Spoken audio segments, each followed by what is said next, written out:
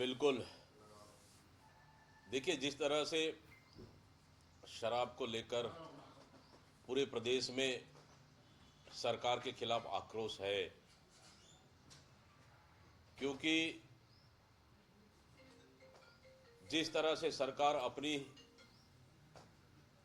योजनाओं को पूर्ति के लिए, और सरकार के पास पैसा है ही नहीं, और दारू का रेट, शराब का रेट बढ़ाकर, उनका ऐप लॉन्च कर इस तरह से जनता को लूटने का काम कर रही है। आखिर सरकार हर योजनाओं का लॉन्च केंद्र के बड़े नेता या प्रधानमंत्री से लॉन्च कराते हैं।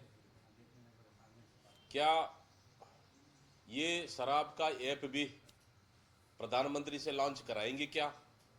मैं पूछना चाहता हूं भारतीय जनता पार्टी के नेताओं से, सरकार से। पहला चीज। दूसरा, और क्या मोदी की गारंटी को पूरा करने के लिए क्या शराब का ऐप बनाकर क्या ये भी शराब पिलाने का छत्तीसगढ़ की जनता को गली गली, मोहल्ले मोहल्ले, हर पानटेला में, हर होटल, ढाबों में, रेस्टोरेंट में, क्या ये भी शराब पिलाने की गारंटी है क्या भारतीय जनता पार्टी की, सरकार की? मैं ये भी पूछना चाहता हूं। आखिर मैंने कहा कि शिक्षा पे ऐप नहीं है, स्वास्थ्य पे ऐप नहीं है, जो छत्तीसगढ़ की आम जनता के लिए सबसे जरूरी शिक्षा और स्वास्थ्य है। इन पे कोई ऐप आता नहीं है, लेकिन सरकार शराब पिलाने का ऐप जारी करती है। क्या ये भी मोदी की गारंटी है क्या? मैं पूछना चाहता हूं इस सरकार से। ये लगातार भाजपा ये कह रही है कि आप लोग शराबबंदी को लेकर ही सरकार में आए थे और इस तरह की बातें कर रही ये हमारे ऊपर क्यों आरोप लगा रहे हैं? पिछले 15 साल की सरकार में जहां ठेकेदारी प्रथा चलता था और अपनी खजाने भरने के लिए इस सरकार ने उसको सरकारीकरण किया। पिछले 15 साल में सरकारीकरण हुआ है। और उसके बाद कि पिछले 15 साल की सरकार में शराबबंदी कहते थे, बोलते थे लगातार, और शराबबंदी के लिए कई अध्ययन दल कई राज्यों में भ्रमण भी किए, क्योंकि उस समय हम लोग विधायक थे छत्तीसगढ़ विधानसभा के। हम लोगों ने कई सवाल भी पूछे। 15 साल से शराबबंदी की बात करने वाले अब शराब पिलाने की गारंटी अब दे रहे हैं। मैं तो पूछ रहा हूं ना, क्या ये भी मोदी की गारंटी में शामिल है क्या? एक संतरी से लेकर प्रधानमंत्री तक शराब को लेकर भाषण देते रहे पूरे चुनाव के दौरान। तो इस तरह के झूठ बोलकर सत्ता में आए भारतीय जनता पार्टी निश्चित रूप से पूरे छत्तीसगढ़ को शराब में डोबना चाह रही है, लेकिन हम ऐसा नहीं होने देंगे। इसका विरोध करेगी कांग्रेस पार्टी, और निश्चित रूप से इस शराब का ऐप को पुरजोर कांग्रेस पार्टी विरोध करती है। सर, ये अभी कल भगवान बताया रामविचार नेताम जी ने मोदी जी को आदिवासियों का। अब वो कह रहे हैं कि कांग्रेस जितना गाली देगी मोदी जी को, कांग्रेस का अस्तित्व उतना ही खत्म होगा। तारीख को तो सर भगवान बता रहे कांग्रेस के अस्तित्व मिटाने वाले तो खुद भी मिट जाएंगे।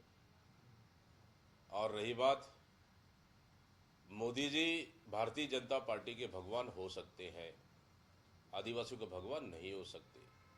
इसलिए क्योंकि हमारी भगवान हमारे देवी देवता है, हमारी जिसको आदिवासियों को संस्कृति पूजा, हमारे देवी देवता और हमारा भगवान बूढ़ादेव है।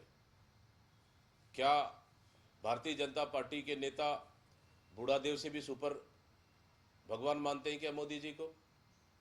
मैं पूछना चाहता हूं ये लोग से, क्या भगवान महादेव से भी बड़े हैं क्या मोदी जी? तो इस तरह से आदिवासियों को भगवान बोलकर भारतीय जनता पार्टी के नेता पूरे आदिवासी समाज का अपमान कर रहे हैं। मैं समझता हूं भारतीय जनता पार्टी के नेताओं को इससे आदिवासी समाज से माफी मांगना चाहिए। ये कांकेर में नक्सली और जवानों के बीच मुठभेड़ हुई है, 4 नक्सली मार गिरा है, कैसे देख रहे हैं? लगातार बीजेपी कह रही है कि नक्सलवाद खत्म करेंगे। देखिए, मुझे तो आपके माध्यम से पता चला है, अगर असली अगर एनकाउंटर हुआ है, ओरिजिनल नक्सली अगर मारे गए हैं, तो निश्चित रूप से जवानों को बताएं। ये संगठन चुनाव की ओर बीजेपी बढ़ रहे हैं। लगातार उपचुनाव में के बाद अब संगठन चुनाव में फोकस है और अलग अलग समिति का गठन भी किया जा रहा है।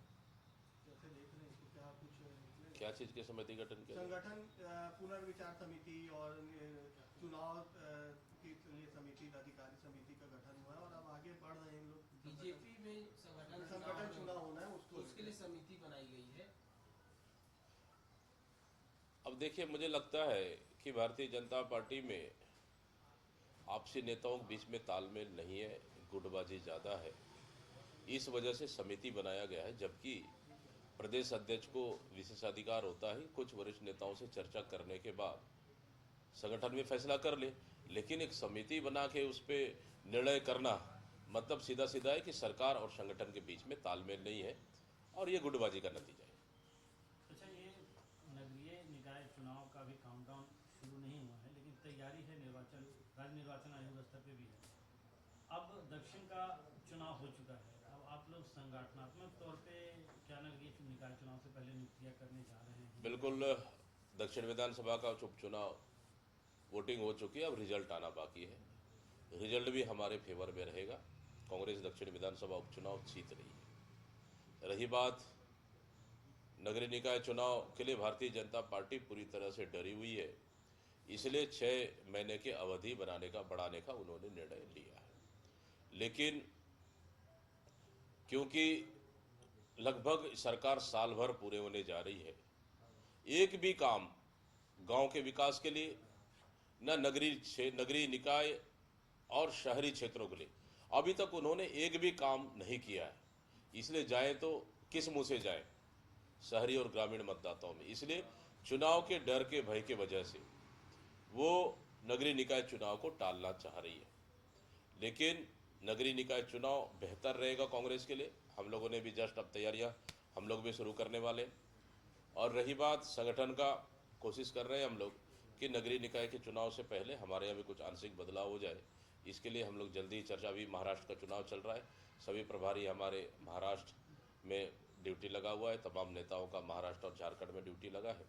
जैसे 20 तारीख को फ्री हो जाएंगे तो निश्चित रूप से इसके लिए भी हम लोग संगठनात्मक रूप से चर्चा कर आगे इसको नई रणनीति के लिए हम लोग इसके लिए प्लान करेंगे।